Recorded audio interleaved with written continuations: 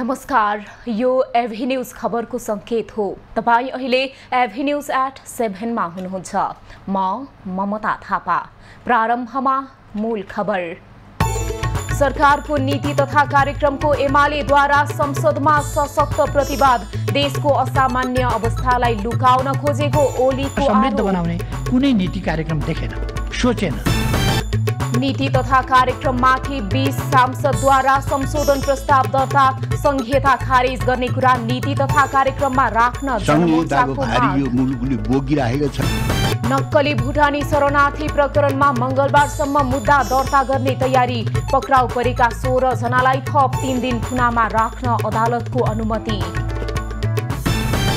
शुभम फाउन्डेसनमा भएको बाल यौन दुर्व्यवहार घटनाको अध्ययन प्रतिवेदन सार्वजनिक। मदन राईले छात्राहरूमाथि यौनजन्य अपराध गरेको ठहर। यौनजन्य गतिविधि गराउने नेपालमा पर्वतारोहण गर्नेहरूको संख्या 50%ले वृद्धि।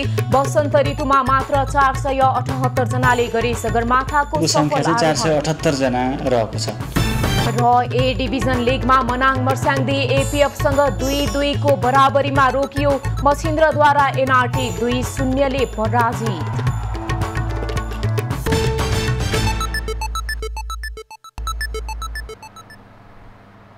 अब खबरको सिलसिला प्रारम्भ गरौं केपी ओलीको भनाई सम्बन्धी प्रसङ्गबाट।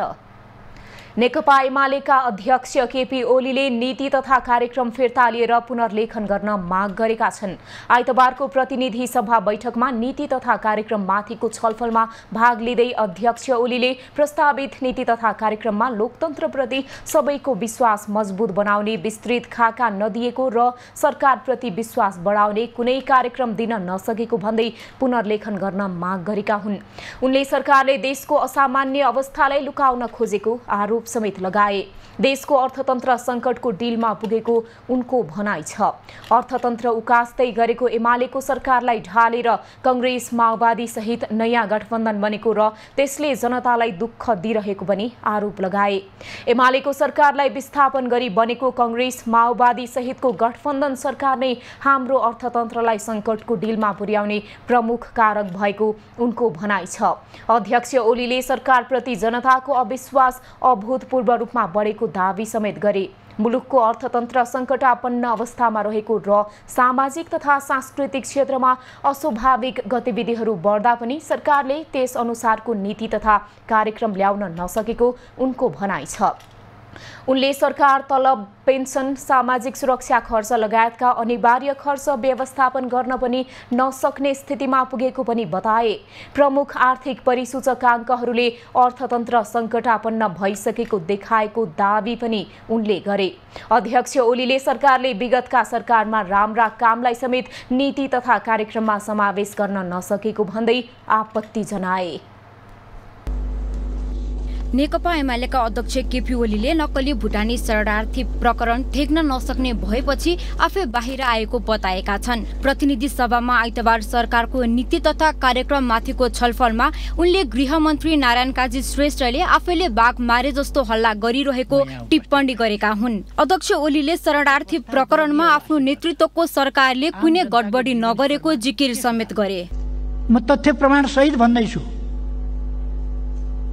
दोषीलाई उम्काउने कोसिस भइरहेको छ, निर्दोषलाई फसाउने कोसिस भइरहेको छ। यो कुरा बन्द गरियोस् र दोषीमाथि कारबाही दृढताका साथ अगाडि बढाओस्। अध्यक्ष ओलीले शरणार्थी प्रकरणमा दोषीलाई उम्काउने र निर्दोषलाई फसाउने काम भइरहेको आरोप पनि उनले दोहोर्याए। भ्रष्टाचारका सबै काण्डहरूको छानबिनमा आफ्नो पार्टीले सरकारलाई पुरै सघाउने प्रतिबद्धता समेत उनले जनाए। पछिल्लो समय जनताको सरकारप्रतिको अविश्वास अभूतपूर्व रूपमा बढेको अध्यक्ष ओलीको भनाइ छ। वर्तमान सत्तारूढ गठबन्धन दुःखको कारण भएको पनि उनले दावी गरे। के यही दिन ल्याउनका लागि तपाईहरुले यो देशलाई ओह्रालो ल्याउनका लागि, अर्थतन्त्रलाई ध्वस्त बनाउनका लागि यो गठबन्धन बन्नु पर्या थियो? यो गठबन्धन देश र जनताका लागि बनाएको कि देश र जनतालाई कष्ट दिन बनाएको? यो दुःखको कारण भएको छ यो गठबन्धन। अध्यक्ष ओलीले अर्थतन्त्र सङ्कटपूर्ण अवस्थामा रहेको र सामाजिक तथा सांस्कृतिक क्षेत्रमा अस्वाभाविक गतिविधिहरू बढ्दा पनि सरकारले त्यसलाई सम्बोधन गर्न नसकेको बताए। नीति तथा कार्यक्रममा केही लिपुलेख, लिम्पियाधुरा र कालापानी बारे सरकारको नीति तथा कार्यक्रममा केही पनि नबोलिएको उनको आरोप छ।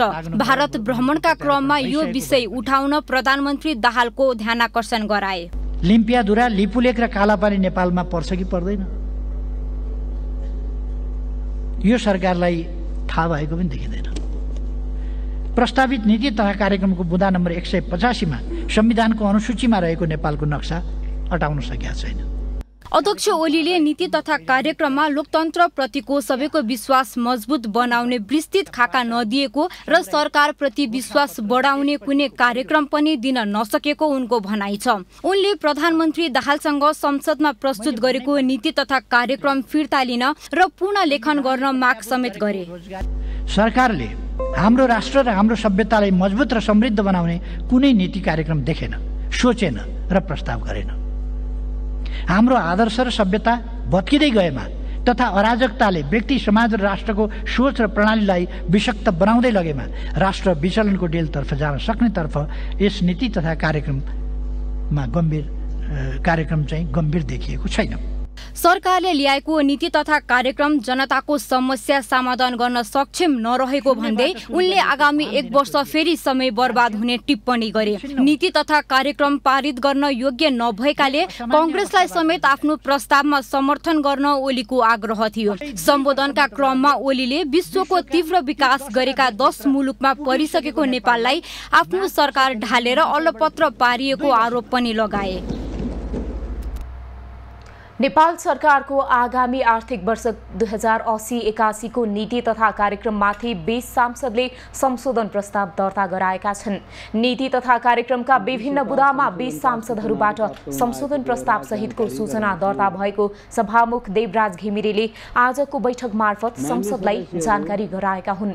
नीति तथा कार्यक्रमको छलफलमा नेपाली कांग्रेसका सांसद श्याम घिमिरेले सरकारी स्वास्थ्य संस्थाहरूमा निःशुल्क उपचारको व्यवस्था ल्याउनु पर्ने को क्षेत्रमा पनि 133 देखि 144 नम्बर बुँदासम्म धेरै कुराहरू भनिएको छ। तर हामीले यति मात्रै पनि कि सरकारी स्वास्थ्य संस्थाहरूमा निःशुल्क उपचारको व्यवस्था गर्न सकिँदैन, यति पनि व्यवस्था मिलाउन सक्दैनौँ हामी भन्दाखेरि अब सरकारले निःशुल्क उपचार कम्तीमा पनि सरकारी स्वास्थ्य संस्थामा गर्ने व्यवस्था मिलाउने कुरा चाहिँ ल्याउनु पर्छ। राष्ट्रिय जनमोर्चाका अध्यक्ष तथा सांसद चित्रबहादुर केसीले संघीयताको खारेज गर्ने कुरा सरकारको नीति तथा कार्यक्रममा राख्नुपर्ने बताए।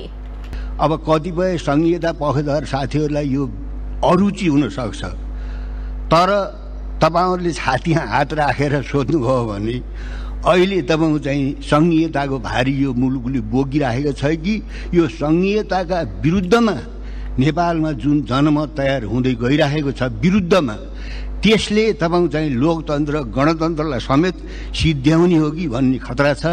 त्यस हुनाले मौगैमा चाहिँ यसमा चाहिँ हामी सतर्क हुनुपर्छ। सरकारले प्रस्तुत गरेको नीति तथा कार्यक्रममा प्रमुख प्रतिपक्षी दल नेकपा एमालेबाट एकनाथ ढकाल, वासुदेव घिमिरे, सूर्य बहादुर थापा छेत्री, नारायण प्रसाद आचार्य, जुली कुमारी महत्तो महासेठ, भगवती चौधरी, ज्वाला कुमारी शाह, दयाल बहादुर शाही, दामोदर पौडेल बैरागी, महेश कुमार बर्तौला र सूर्य प्रसाद ढकालले संशोधन प्रस्ताव राखेका छन्। त्यस्तै राष्ट्रिय स्वतन्त्र पार्टीबाट चन्दा कार्की भण्डारी, सोभिता गौतम र सुमना श्रेष्ठले संशोधन प्रस्ताव दर्ता गराएका छन्।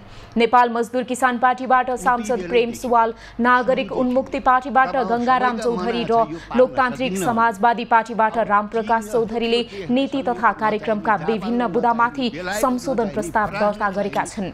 नीति तथा कार्यक्रममा 5 दिनसम्म छलफल गर्ने तालिका छ। प्रतिनिधि सभाको शून्य समयमा सांसदहरूले समसामयिक विषयमा सरकारको ध्यानाकर्षण गराएका छन्। नेपाली कांग्रेसका सांसद गगन थापाले उद्यमीहरूलाई निरुत्साहित हुने काम नगर्न सरकारसँग आग्रह गरे। विद्युतीय सवारी साधन बनाइरहेको यात्रीले सवारी दर्ता प्रक्रियामा समस्या भोगिरहेको भन्दै तत्काल समस्या समाधान गर्नुपर्ने उनले बताएका हुन्। सांसद थापाले सरकारले गरेको कमजोरीको भारी जनतालाई बोकाउन नहुने बताए। एमालेका सांसद गोकुल बास्कोटाले सशस्त्र विद्रोहकालमा हत्या गरिएका मानिस शहीद हुन् कि गद्दार भनेर प्रश्न गरे। सरकारले झन्डै 6-7 हजार मान्छेलाई शहीदको सूची निकाल्यो। मेरो जिल्लाको र पूर्व माओवादी नेता यान प्रसाद गौतम शहीद हो कि गद्दार हो? राजु भुजेल शहीद हो कि गद्दार हो? जवाफ चाहियो। न राज्य जिम्मा लिन्छ न तत्कालीन विद्रोही। यो कसरी निकालियो मेरो प्रश्न छ। सांसद बास्कोटाले उनले पहिला विद्रोहीले धराप थाप्ने भएको भए पनि अहिले सरकारले धराप थापेको आरोप लगाए। रासोपाका सांसद असीम शाहले नक्कली भुटानी शरणार्थी प्रकरणमा कांग्रेस सांसद मन्जु खाँड लगायतलाई सोधपुछको माग गरे। भुटानी शरणार्थी प्रकरणको चलचित्रमा थुप्रै पर्दाका खलनायकहरू देखा परे, तर अझै धेरैजना पर्दामा नल्याई लुकाउने प्रयास गरिएको छ भनेर हामीले सुनिरहेका छौँ। नक्कली शरणार्थी प्रकरणमा नाम जोडिएका सम्पर्कविहीन भएको भनिएको एक सांसद संसदमा उपस्थित भइन्। त्यसपछि उनलाई सोधपुछमा ल्याइयो कि ल्याइएन? शरणार्थी प्रकरणमा नाम जोडिएका अन्य सांसदमाथि सोधपुछ भए नभएको विषयमा पनि उनले ध्यानाकर्षण गराए। राष्ट्रिय जनमोर्चाका अध्यक्ष चित्रबहादुर केसीले छिमेकी राष्ट्रका सत्ताधारी पार्टीका संगठनले नेपालमा हिन्दू राष्ट्रका पक्षमा वकालत गर्न नेपालका राजनैतिक दललाई भनेकोमा आपत्ति जनाए। व्यक्तिको आस्थाको कुरा हो। केही दिन पहिले छिमेकका सत्ताधारी पार्टीका नजिकका संगठनहरूले नेपाललाई हिन्दू राज्य बनाउनुपर्छ, त्यसकारणले तपाईहरुले हिन्दू राज्यको पक्षमा वकालत गर्नु पर्यो, हामीले चाहिएको आवश्यक मद्दत गर्न पनि सक्छौं भन्ने किसिमको कुरा आयो। त्रिभुवन अन्तर्राष्ट्रिय विमानस्थलमा रहेका भारतीय सुरक्षाकर्मीलाई हटाउन उखु किसानलाई भुक्तानी दिन पनि सांसदहरूले माग गरे। त्यस्तै उनीहरूले नागरिकता समस्या समाधान गर्न, हावाहुरी पीडितलाई राहत दिन, जग्गाको किताकाट समस्या समाधान गर्न र पाठेघर क्यान्सर विरुद्धको खोप निशुल्क गर्न पनि माग गरेका छन्। नेपाली कांग्रेसका महामन्त्री तथा सांसद विश्वप्रकाश शर्माले देशको आर्थिक दुरावस्थाको दोषी कोही एक व्यक्ति मात्रै नभएको बताएका छन्। आइतबार नयाँ बानेश्वर स्थित संघीय संसद भवनमा संसारकर्मीसँग कुरा गर्दै महामन्त्री शर्माले देशका शीर्ष नेताहरू सबै राजनैतिक उपलब्धिहरूको अंशियार र कमजोरीहरूको जिम्मेवार भएको बताए। उनले सरकारको नीति तथा कार्यक्रमलाई प्रमुख प्रतिपक्षी दलका नेता केपी ओलीले फूल नदेखेर काँडा मात्रै देखेको टिप्पणी समेत गरे। नीति तथा कार्यक्रममाथि वस्तुको छलफल छ। विषयका रूपमा वस्तुगत रूपमा र इमानदारीतापूर्वक गहिरो समीक्षा गर्नुपर्छ भन्ने मलाई लाग्छ। बालकोटमा चाहिँ झलल घाम लागेको बेला घाम लागेको बेला बानेश्वरमा सबै उज्यालो देखियो, अनि बालकोटमा अलिअलि बादल लाग्यो भने चाहिँ एकदमैको बानेश्वरमा आइपुग्दा सबै धमिलो देखियो। यो खालको मनोविज्ञान चाहिँ सम्माननीय पूर्व प्रधानमन्त्री एकदमै सबै एकदमै राम्रो आएको छ म भन्दिनँ, तर अलिअलि भन्दै गर्दा चाहिँ फुलको आँखामा फुलै संसार भन्ने कुरा चाहिँ अलिक सम्पूर्ण। त्यस्तै नेकपा माओवादी केन्द्रका सांसद माधव सापकोटाले संसदमा एमाले अध्यक्ष ओलीले आफ्नो कुण्ठा पोखेको बताए। ओलीले संसदमा हेड सरले जसरी पढाएको भन्दै त्यस्तो शैली गलत भएको उनको भनाइ छ। त्यसरी बहस गर्ने तरिका ठिक होइन। उहाँले जे भन्नुभयो र अझ एग्रेसिभली के पनि भन्नुभयो भने फिर्ता लिनुहोस् र पुनर्लेखन गर्नुहोस् भन्नुभयो। हेड सरको तरिकामा उहाँ संसदमा प्रस्तुत हुनुभयो, न कि उहाँ त प्रमुख प्रतिपक्षी दलको नेता हो। रचनात्मक सल्लाह सुझाव दिनु पर्थ्यो कि हामी संसदका सबै मान्य सदस्यहरूलाई हेड सरको शैलीमा उहाँले पढाउनु हो, त्यो गल्ती गर्नुभयो। नेकपा एमालेका सांसदहरूले भने सरकारको नीति तथा कार्यक्रमले देशलाई दिशानिर्देश गर्न नसक्ने बताए। पार्टी अध्यक्ष ओलीले राष्ट्रिय नेताको तहबाट हेर्दा नीति कार्यक्रममा देखिएको कमी कमजोरीलाई संसदबाट औल्याएको संसद दलका नेता केपी शर्मा ओलीजीले राख्नुभएको छ। देशलाई यो नीति तथा कार्यक्रमलाई जस्ताको तस्तै स्वीकार गर्न सकिने अवस्था छैन। देशलाई हिराइट गर्नुपर्छ, पुनर्लेखन गरिनुपर्छ, त्यो पनि हामीले भनेका छौँ। मेरो विचारमा सरकार त्यस दिशातर्फ अगाडि बढ्नुपर्छ भने कि उहाँले बोलेका कुराहरू हिजो आफ्नो समयमा सुरु गरिएका कुराहरू रूपान्तरणकारी र समृद्धि केन्द्रित, सामाजिक न्याय केन्द्रित र समान सार्वभौमतामा आधारित परराष्ट्र सम्बन्धले उहाँले एउटा राष्ट्रिय नेताको हिसाबले एउटा चाहिँ त्यो एरिनाबाट उहाँले हेर्दा जे कमी र अभाव देख्नुभयो त्यसलाई जनताको बिचमा राख्नुभयो संसद मार्फत। एमाले सांसदहरूले सत्तारूढ दलका नेताहरूको दिमागमा 20 र प्रतिशोध मात्रै भरिएको टिप्पणी समेत गरे। राष्ट्रिय सभाको बैठकमा सांसदहरूले सरकारले प्रस्तुत गरेको वार्षिक नीति तथा कार्यक्रममा मिश्रित प्रतिक्रिया दिएका छन्। आइतबार बसेको बैठकमा सत्तारूढ दलका सांसदहरूले नीति तथा कार्यक्रमको समर्थन गरे भने प्रतिपक्षी दलका सांसदहरूले असहमति जनाए। राष्ट्रिय सभाका सांसदहरूले राखेका धारणा आजको हामीलाई भन्नु छ।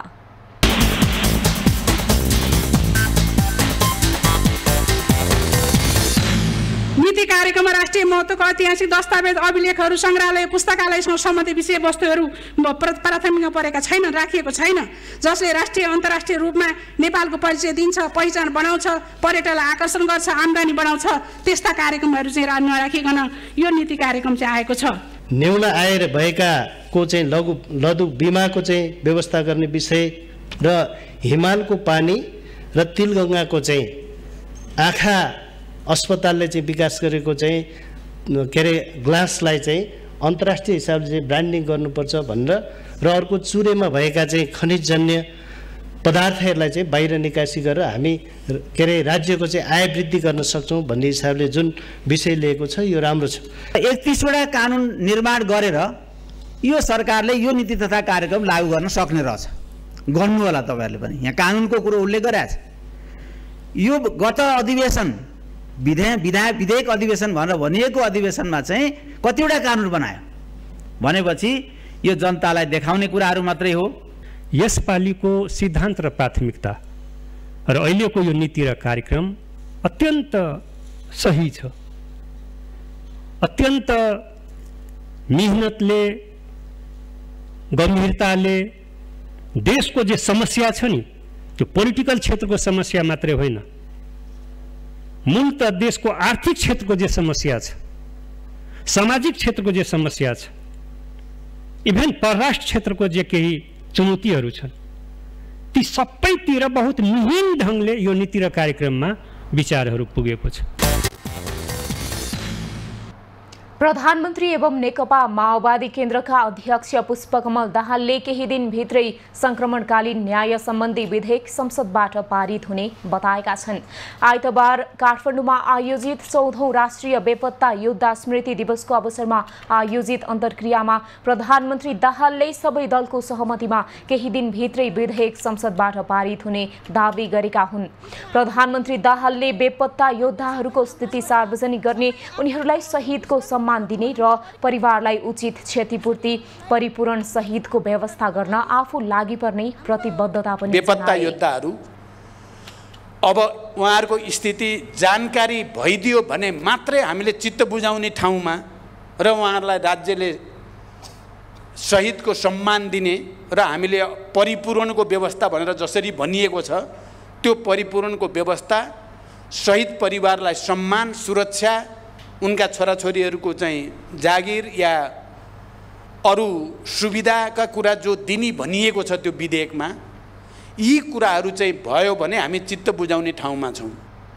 प्रधानमन्त्री दाहालले शान्ति प्रक्रियाका बाँकी काम 2 वर्षभित्रै टुङ्गोमा पुर्याउने प्रतिबद्धता पनि जनाए। कार्यक्रममा कांग्रेसका प्रमुख सचेतक रमेश लेखकले संक्रमणकालीन न्यायसँग सम्बन्धित विधेयकलाई संसदको चालू अधिवेशनबाटै निष्कर्षमा पुर्याइने बताए।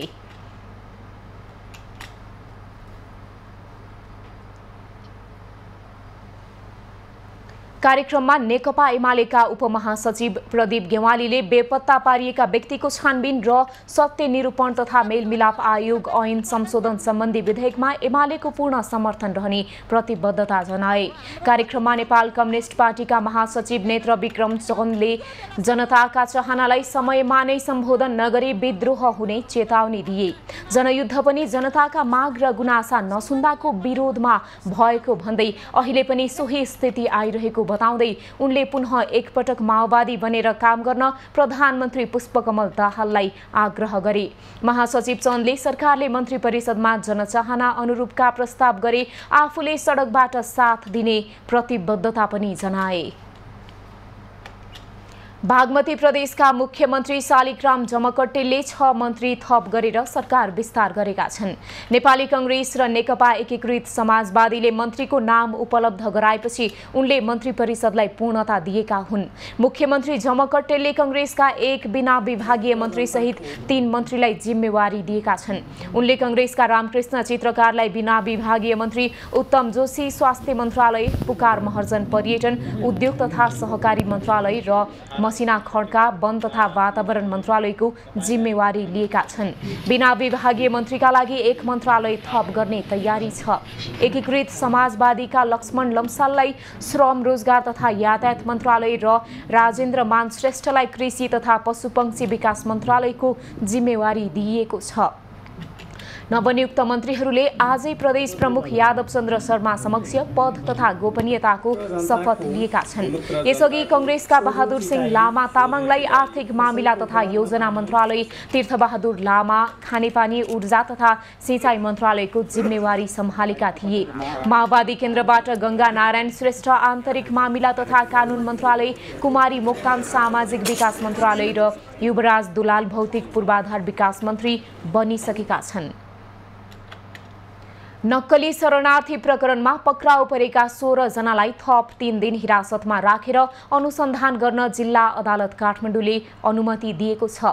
प्रहरीको अनुसन्धान प्रतिवेदनको पर्खाइमा सरकारी वकिलको कार्यालयले उनीहरू विरुद्ध आगामी मंगलबार मुद्दा दर्ता गर्ने तयारी गरेको छ।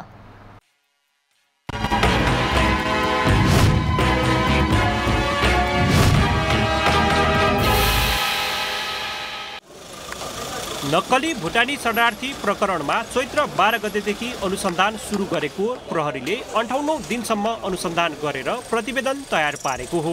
पक्राउ परेका 16 र फरार 17 जना सहित 33 जना विरुद्ध मुद्दा चलाउने प्रहरीको राय छ।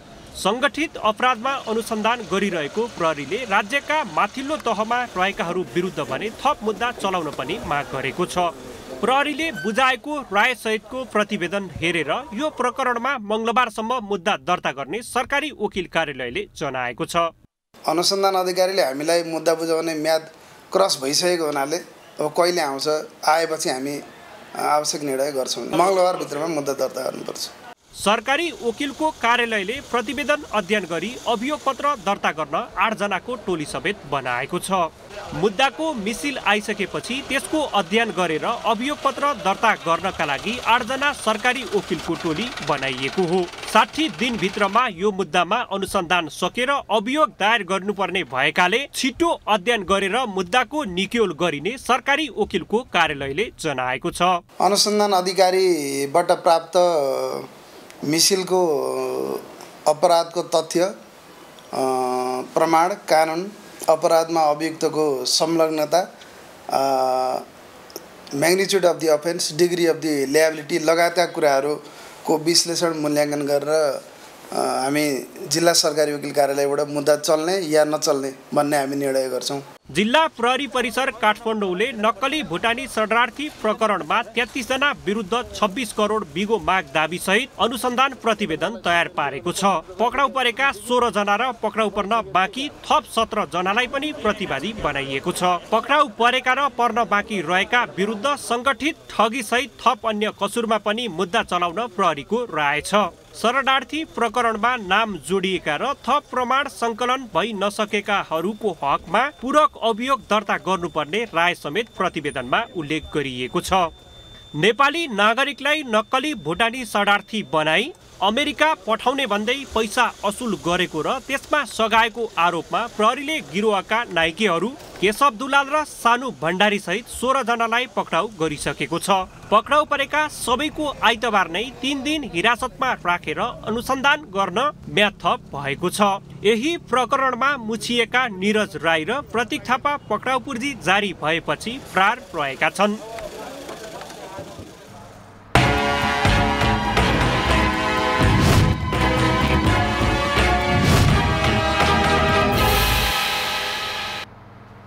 क्रिकेटर सन्दीप लामिछाने विरुद्धको बलात्कार मुद्दाको अन्तिम सुनवाई आज पनि रोकिएको छ।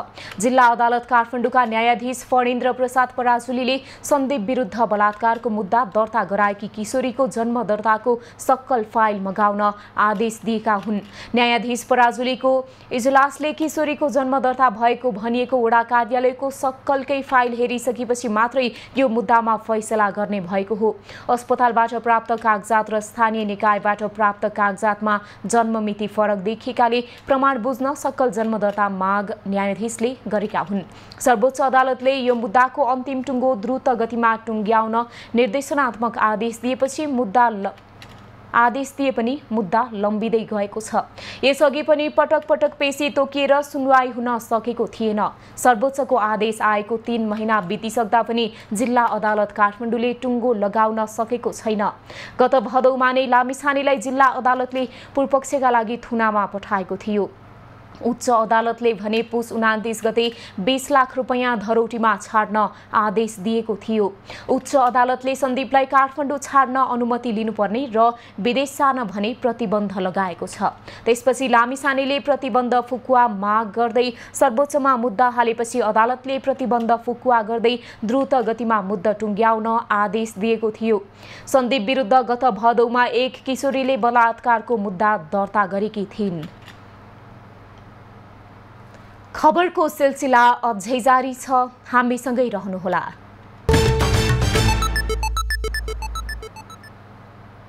अब बाँकी प्रसङ्ग। पूर्व राजा ज्ञानेन्द्र शाहलाई जेठ 13 गते कर्णाली प्रदेशको राजधानी वीरेन्द्रनगर सुर्खेतमा नागरिक अभिनन्दन गरिने भएको छ। पूर्व राजा शाहलाई जेठ 13 गते दिउँसो 2 बजेबाट वीरेन्द्रनगरको घण्टाघर अगाडिको खुल्ला मञ्चमा नागरिक अभिनन्दन गरिने भएको हो। आइतबार पत्रकार सम्मेलन गरी नागरिक अभिनन्दन मूल समारोह समितिले सुर्खेतको विकासमा स्वर्गीय राजा वीरेन्द्र शाहको महत्त्वपूर्ण योगदान रहेकाले नागरिक अभिनन्दनको आयोजना गरिएको जनाएको छ। यहाँको विकास, यहाँको पहिले कस्तो अवस्था थियो, अहिले कस्तो छ, त्यो कति राम्रो बनाउन सकिन्थ्यो भन्ने बारेमा विभिन्न पटक छलफलहरू भइरहेका छन्। तर सम्पूर्ण राज्य संयन्त्रतिर छ, पूर्व राजातिर भएको बेलामा त्यो कुरा पुरा हुन सक्ने अवस्था छैन। तथापि जिज्ञासा चाहिँ हामीले पटक पटक पाउने गरेका छौँ, सुनिरहेका छौँ। त्यसबारे समितिले नागरिक अभिनन्दन समारोहमा पूर्व राजा ज्ञानेन्द्र, पूर्व रानी कोमल र राजपरिवारका केही सदस्यहरू पनि आउने कार्यक्रम रहेको जानकारी दिएको छ। खोटाङको दिक्तेल स्थित रूपाकोट मजुवागढी नगरपालिका 2 मा रहेको मदन शुभम फाउन्डेसनमा भएको बाल यौन दुर्व्यवहार घटनाको स्थलगत अध्ययन प्रतिवेदन सार्वजनिक भएको छ। आइतबार काठमाडौँमा अध्ययन प्रतिवेदन सार्वजनिक गरिएको हो। सार्वजनिक अध्ययन प्रतिवेदनमा आफूलाई कृषि वैज्ञानिक भन्ने मदन राईले आफू र आफ्नो श्रीमतीको नामबाट स्थापना गरेको सुभद्रा मदन फाउन्डेसन मार्फत सञ्चालन गरेको विद्यालयमा अध्ययनरत छात्राहरूलाई निर्वस्त्र भई अश्लील शब्दहरू प्रयोग गर्ने, निर्वस्त्र भई मसाज गर्न लगाउने, संवेदनशील अङ्गहरूमा हात हाल्ने र शारीरिक सम्पर्कका लागि आग्रह गर्ने गरेको पाइएको उल्लेख गरिएको छ। मदन राई विगतमा सधैँजसो यौनजन्य विषयमा अश्लील तथा अपाच्य अभिव्यक्ति दिए आएका व्यक्ति हुन्। उनले बोल्ने गरेका शब्दहरू अश्लील तथा दुर्व्यवहार गर्ने प्रकारका थिए। राईले विद्यालयको प्रार्थनाको समयमा होस् या अन्य समयमा सार्वजनिक रूपमा बालबालिका अगाडि नग्न हुने, अश्लील बोल्ने, बालबालिकालाई लहरै राखेर यौनजन्य गतिविधि गराउने तथा शहरी शिक्षाका लागि भन्दै ललितपुरमा रहेको आफ्नै घरमा लगेर समेत किशोरीहरूलाई मसाज गर्न लगाउने, उहाँको एउटा सिम्बोलिक शब्दमा सोध्ने, त्यस्तो हिसाबले दुर्व्यवहार गरेको पाइयो। अध्ययन समितिले विद्यालय हाताभित्रै होमस्टे क्याफे सञ्चालन गरेको पाइएको र उक्त क्याफेहरूमा कर्मचारीको रूपमा बालबालिका र किशोरीहरूलाई काम लगाउने गरेको पाइएको जनाएको छ। त्यस्तै विद्यालय व्यवस्थापन समितिका अध्यक्ष सूर्य राईले मदन राईलाई पक्राउ गरेपछि बालबालिकाहरूलाई त्यहाँका गतिविधि नभन्न दबाब र धम्की दिएको पाइएको अध्ययन प्रतिवेदनमा उल्लेख छ। अध्ययन समितिले पीडित बालबालिकाको तत्काल उद्धार गर्न आवास गृहमा भएका कानुन विपरीतका कार्यलाई अनुसन्धानको दायरामा ल्याउन विद्यालयमा बाल संरक्षण संयन्त्र निर्माण गर्न आवश्यकता औल्याएको छ। राईले सञ्चालन गरेको विद्यालयमा अहिले पनि 101 जना बालबालिका रहेको र प्रहरीले मदन राईलाई पक्राउ गरी अनुसन्धान गरिरहेको छ। गत वर्षको तुलनामा यस वर्ष नेपालमा पर्वतारोहण गर्नेहरूको संख्यामा 50%ले वृद्धि भएको छ। वसन्त ऋतुको आगमनदेखि आइतबारसम्म 425 जनाले सफलतापूर्वक सगरमाथा आरोहण गरिसकेका छन्। हिमाल आरोहणको लागि उत्कृष्ट र उपयुक्त मौसम मानिने भएकाले वसन्त ऋतुमा हिमाल आरोहण गर्नेहरूको संख्यामा पनि वृद्धि भएको छ। गत साल 325 जना आरोहीहरूले पर्वतारोहण गरेका थिए भने यस वर्ष हालसम्म 425 जना आरोहीहरूले सफलतापूर्वक हिमाल आरोहण गरिसकेका छन्। गत सालको तुलनामा यस वर्ष 50%ले पर्वतारोहण गर्नेको संख्यामा वृद्धि भएको हो। 28 वटा हिमाल आरोहणका लागि 1176 जना आरोहीहरूले अनुमति पत्र लिएका थिए, जसमा 77 जना नेपालका र 1079 जना विदेशी रहेको पर्यटन विभागले जनाएको छ। 2023 को वसन्त सिजनमा विभिन्न 65 देशबाट सगरमाथा आरोहण गर्ने आरोही साथीहरू हुनुहुन्छ। त्यो साथीहरूको संख्या चाहिँ 478 जना रहेको छ, जसमा महिला साथीहरू 102 जना साथीहरू हुनुहुन्छ र पुरुष साथीहरू 376 जना साथीहरू हुनुहुन्छ। त्यसो गर्दाखेरि अब टोटलमा कुरा गर्दाखेरि चाहिँ हाम्रो वसन्त ऋतुमा 1176 जना साथीहरूले आरोहणका लागि अनुमति लिनुभएको छ। 28 वटा हिमाल आरोहणका लागि अनुमति पत्र दिएको विभागले हालसम्म 77 करोड 53 लाख रोयल्टी सङ्कलन गरिसकेको छ, जसमा 66 करोड 50 लाख भन्दा बढी सगरमाथा आरोहणबाट सङ्कलन भएको छ। पर्वतारोहणका लागि आरोहीहरूको संख्यामा वृद्धि भएसँगै लयमा फर्किँदै गएको पर्यटन क्षेत्रलाई थप टेवा पुग्ने देखिन्छ। पर्वतारोहण क्षेत्र अर्थतन्त्र सुधारको आधार बन्न सक्ने पर्यटन विभागको विश्वास छ। खर्चका कुराहरू हेर्ने हो भने निश्चय पनि यो चाहिँ एउटा रिमार्केबल एमाउन्ट चाहिँ हो भन्ने हामीले बुझ्न जरुरी छ। त्यसले गर्दाखेरि नेपालको पर्वतारोहण क्षेत्र चाहिँ भोलिका दिनमा नेपालको अर्थतन्त्रको एउटा आधार बन्न सक्ने सम्भावना चाहिँ वृद्धि हुँदै गइरहेको देखिन्छ। वसन्त ऋतुमा सगरमाथा आरोहणका लागि विदेशी आरोहीहरूले $11,000 बुझाउनु पर्छ भने नेपाली आरोहीहरूले 77,000 बुझाउनु पर्नेछ। वसन्त ऋतुको सुरुवातदेखि हालसम्म 11 जना आरोहीहरूले ज्यान गुमाइसकेका छन् भने 2 जना विदेशी आरोहीहरू बेपत्ता रहेको विभागले जनाएको छ। कोरोना पछि सुस्ताएको पर्वतारोहण क्षेत्रले पुनर्जीवन पाएपछि पर्यटन व्यवसायी भने उत्साहित देखिएका छन्। गण्डकी प्रदेशका मुख्यमन्त्री सुरेन्द्र राज पाण्डेले आगामी बजेट पहुँच भन्दा पनि आवश्यकता हेरेर ल्याइने बताएका छन्।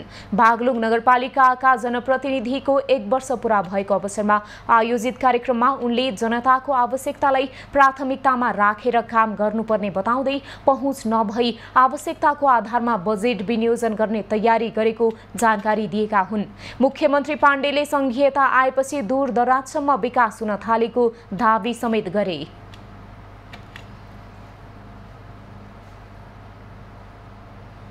प्रदेश सरकार र संघीय सरकारका जनप्रतिनिधि संसदका जनप्रतिनिधि जो हुनुहुन्छ उहाँको नि प्रतिबद्धता र कर्तव्य छ त्यो प्रदेश र त्यो पालिका भित्रका जनताप्रति।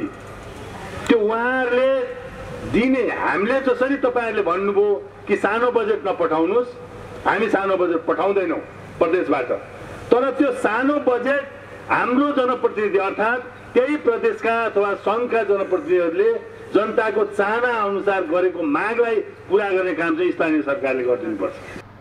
मुख्यमन्त्री पाण्डेले पहाडी क्षेत्रमा बसाइसराई हुने क्रम बढेको भन्दै विकास गाउँमा पुग्दा जनताले गाउँ छाडिसक्ने हुन् कि भन्ने चिन्ता बढ्न थालेको बताए। आगामी आर्थिक वर्षका नीति तथा कार्यक्रममा स्थानीय तहले गर्न सक्ने योजनालाई मात्रै बजेटमा प्राथमिकता दिइने बताए। जनताले देखिने गरी महसुस गर्ने गरी काम गर्ने मुख्यमन्त्री पाण्डेको भनाइ छ। सञ्चार तथा सूचना प्रविधि मन्त्री रेखा शर्माले श्रमजीवी पत्रकारहरूले बाँच्ने गरी पारिश्रमिक पाउनुपर्नेमा सरकार सकारात्मक रहेको बताएकी छन्। आज न्यूनतम पारिश्रमिक निर्धारण समितिको ज्ञापन पत्र बुझ्दै उनले अहिलेको परिस्थिति अनुसार कसैको पनि सेवा सुविधा पुग्ने किसिमको नरहेको बताएकी हुन्। मन्त्री शर्माले नीति तथा कार्यक्रममा पनि समानुपातिक विज्ञापनको कुरा उठाएको भन्दै समानुपातिक विज्ञापनले पनि न्यूनतम पारिश्रमिकको कतिपय कुरालाई समेट्ने विश्वास व्यक्त गरिन्।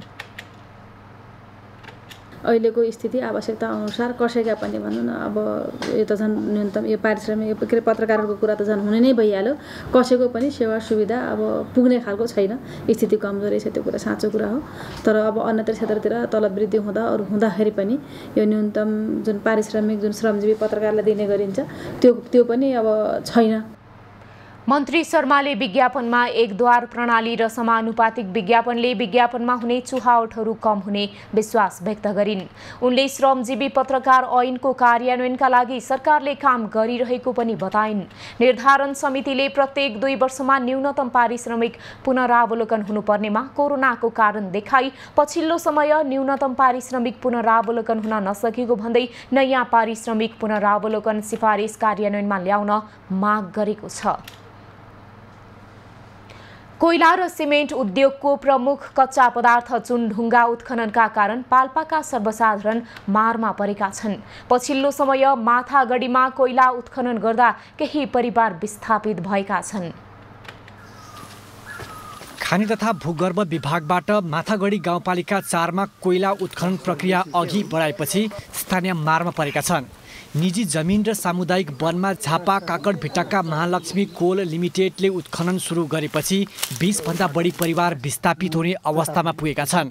महालक्ष्मी कोल लिमिटेडसँग अनुमति दिनु अघि स्थानीय वस्तुस्थिति अवलोकन नै नगरेका कारण उत्खनन स्थल आसपासका बासिन्दा विस्थापित हुने अवस्थामा पुगेका हुन्। यो सरकारी राष्ट्रिय वनमा यसरी बिना अनुमति कसैको सल्लाह नलिएर यसरी खानी खन्या छ। यहाँ योभन्दा 2-3 वर्ष अगाडि पनि मान्छेको ज्यान गएको हो। यो राष्ट्रिय वनभित्रका काठहरू काटेर यो भित्र हालेका छन्। वनको पनि क्षति छ। हामीले जिल्ला प्रशासन पालिका वडा कार्यालय वन कार्यालय प्रहरी प्रशासनमा सबै ठाउँमा सूचना पनि दिएको हो। अहिलेसम्म कसैले पनि वास्ता गरेको पनि छैनन्। हाम्रो यो पीडा जति हामी यसको अन्यायमा यतिको अन्यायमा छौँ हाम्रो कुरा चाहिँ सम्बन्धित निकायमा नपुगेको कहीँ पनि छैन। कम्पनीलाई साबिकको झडेवा गाविसको मकले गाउँको छिस्कुन डाँडा हसुरे सामुदायिक वन क्षेत्रको 1.32 हेक्टर क्षेत्रफलमा उत्खननको अनुमति दिएको छ। कम्पनीले मानव बस्ती र खेतीयोग्य जमिनलाई नराम्रोसँग प्रभावित तुल्याउने गरी राष्ट्रिय वन क्षेत्रमा उत्खनन गरेको स्थानीयको भनाइ छ। लाइसेन्स लिएर यो जताभावी कोइला उत्खनन गरेर हामीलाई विशेष समस्या पर्यो। हामी अब जनता कोही पनि छैन। अब बासिन्दाहरूको कोही सहमति छैन।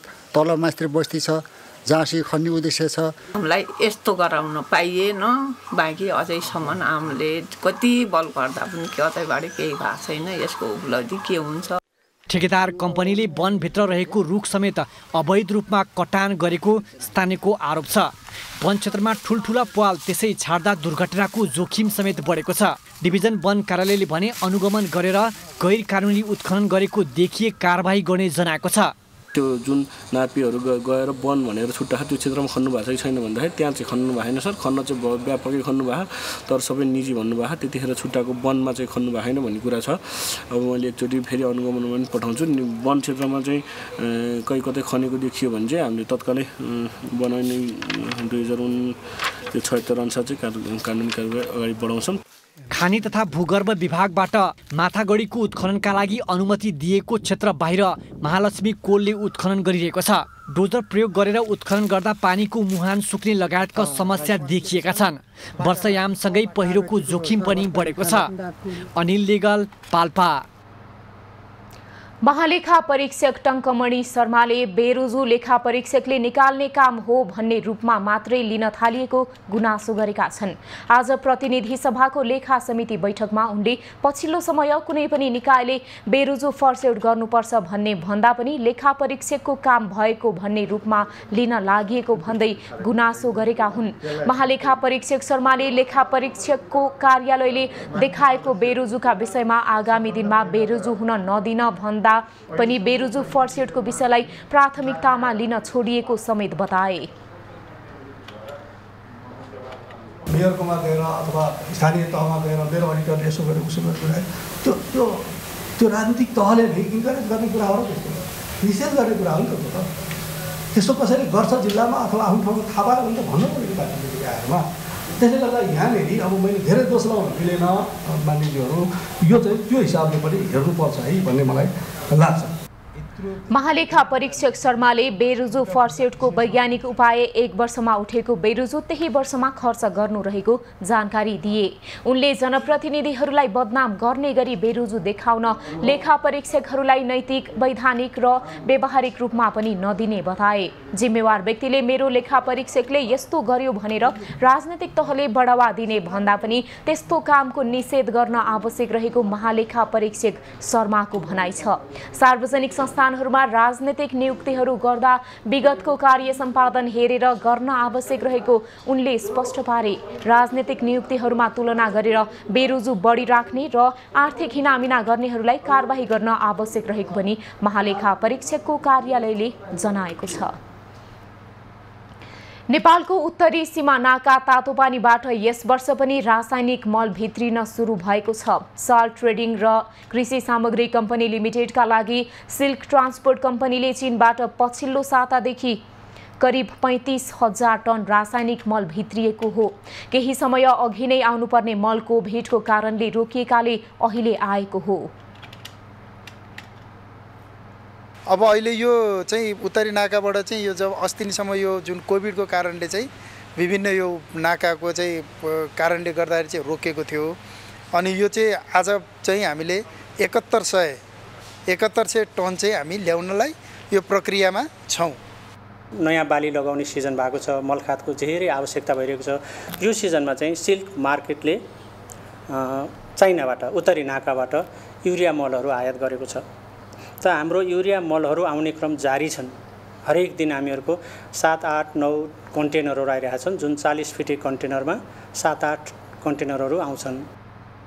भन्सारमा रासायनिक मल 7,100 टन राख्न सक्ने क्षमता रहेकाले त्यही अनुसार मल भित्री रहेको छ। तातोपानी नाका हुँदै थप 7,100 टन रासायनिक मल ल्याउने तयारी भइरहेको छ। सडक मार्ग राम्रो भएको खण्डमा नेपालमा आवश्यक पर्ने 50% मल चीनबाट ल्याउन सकिने व्यापारीहरू बताउँछन्। भर्खरै खुलेको तातोपानी नाका मार्फत हुने आयात एकदमै कम रहेको छ। तातोपानीको यो वर्षको हाम्रो लक्ष्य भनेको 462 करोड हो। अब अहिलेसम्म हामी लगभग आधीमा छौँ, 54% राजस्व उठाएका छौँ र यो लक्ष्य पुग्ने छाँटकाँट पनि छैन। अब यही हिसाबले हो भने खासै सामान आइरहेको पनि छैन। चालु आर्थिक वर्षमा 4 अर्ब 62 करोड राजस्व सङ्कलन गर्ने लक्ष्य भए पनि अहिलेसम्म 2 अर्ब 54 करोड अर्थात् 45% मात्रै राजस्व सङ्कलन भएको छ। उत्तरी नाकाबाट पनि रासायनिक मल भित्राएकाले यो वर्ष कृषकहरूले समयमै प्रयोग गर्न पाउने देखिएको छ। खबरको सिलसिला अझै जारी छ, हामीसँगै रहनुहोला। अब पालो खास खबरको।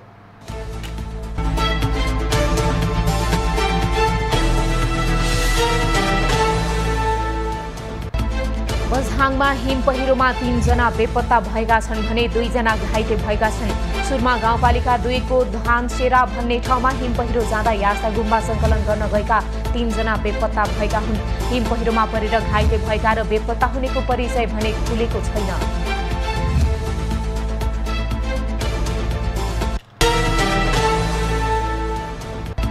शेयर बजार परिसूचक नेप्से आज 5.88 अङ्कले बढेर 2883.20 बिन्दुमा पुगेको छ। आज 273वटा कम्पनीको 48,28,000 किता शेयर 1 अर्ब 60 करोड 4 लाख रुपियाँमा कारोबार भएको छ। आज सबैभन्दा धेरै राष्ट्रिय बीमा संस्थान र आत्मनिर्भर लघु वित्तको शेयर 10%ले बढेको छ भने आदर्श लघु वित्तको शेयर सबैभन्दा धेरै 6.5%ले घटेको छ। नेपालमा कोरोना संक्रमणबाट थप 1 जनाको मृत्यु भएको छ। यो सँगै मुलुकमा कोरोनाबाट मृत्यु हुनेको संख्या 12,031 पुगेको छ। 195 जनाको PCR परीक्षण गर्दा 2 जना र 573 जनाको एन्टिजेन परीक्षण गर्दा पछिल्लो 24 घण्टामा जम्मा 4 जनामा कोरोना संक्रमण पुष्टि भएको छ। अहिले देशभर सक्रिय संक्रमितको संख्या 70 छ। चितवनको नारायणगढ हेटोडा सडक खण्डमा भएको दुर्घटनामा स्कुटर चालकको मृत्यु भएको छ। टिकौली जंगलमा ना4 ख 6674 नम्बरको एलपी ग्यास बोकेको ट्रकको थगलबाट बागमती प्रदेश नम्बर 03002 प 7688 नम्बरको स्कुटर चालकको मृत्यु भएको हो। मृत्यु हुनेमा स्कुटरका चालक भरतपुर महानगरपालिका 11 बस्ने 20 वर्षीय सागर तामाङ रहेका छन्।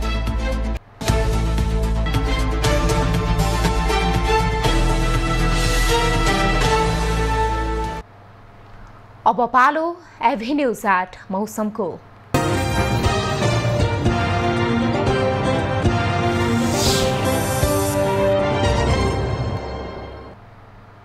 पछिल्लो 24 घण्टामा कोशी प्रदेशका साथै मधेस बागमती र गण्डकी प्रदेशका केही स्थानमा मेघ गर्जन चट्याङसहित हावाहुरी सहित हल्का वर्षा भयो।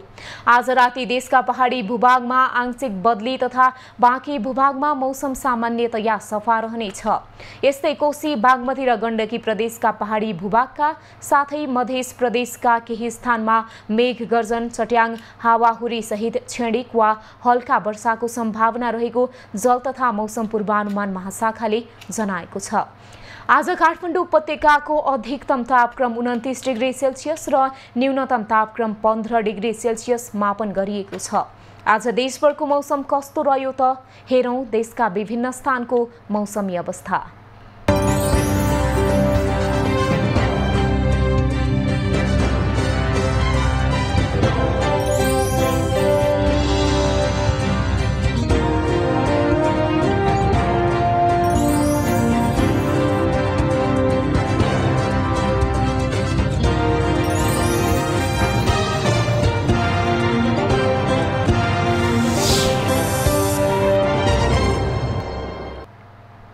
अहिलेलाई खबरको क्रम यति नै।